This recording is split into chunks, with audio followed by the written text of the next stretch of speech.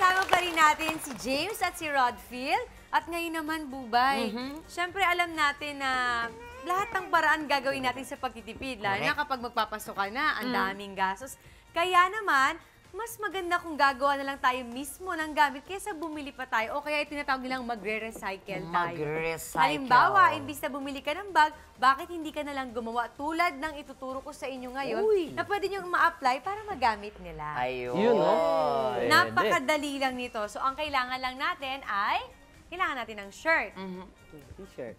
After nyan, ifo-fold lang natin ng ganito. Fold. Come Fold. on. Fold. Let's follow. Fold. Ito yung mga shirt na nagamit na, no? Pwede nang i-recycle agad-agad.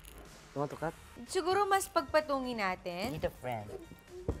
Yan. Dito. Oo. Lalaki After na lang. nyan, yung sleeves naman ang ikakat natin.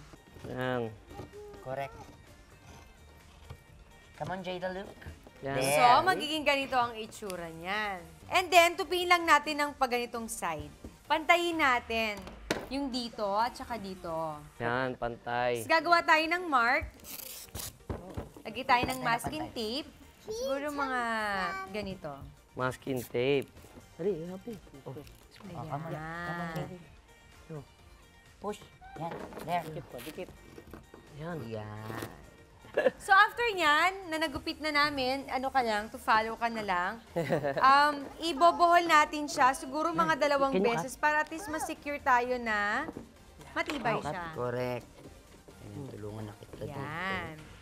Huh? So, pag nabohol na natin yan lahat, syempre tatanggalin na natin yung masking tape na pinag-pattern natin. Yan na. Ganun pala yun. So, pag nabuo na natin yan, ganito ang magiging resulta niya. Tali-tali lang. Ayan, oh. So, meron ka na bag. Look at that. Recycle. But Tapos, beautiful. Tapos Dikit, meron dikit pa lang ba? ha, yung sa mga sleeves, pwede natin itong gawing pouch. Ito, pwede natin siyang gawing pouch. Ang gagawin lang natin, Ano ko? Yung pouch. pantayin na lang siguro natin. Lalagyan natin siya ng glue. Puti ka pa. So, magiging ganito yan. Tapos niyan, syempre 'di ba, dito nakita naman natin sa may mga sleeves ng ano, bubutasan lang natin ng 2 'yon, tapos lalagyan natin nito.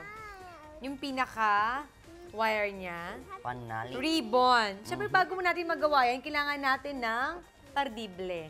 Syempre isus-shoot. Ipapasok dun sa Oo. Jutas Marie. So, ganito ang magiging resulta niya.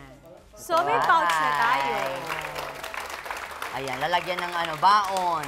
O, tapos ka na dyan. Do you like this Tapos pouch? di pa tapos. Kalahati na lang.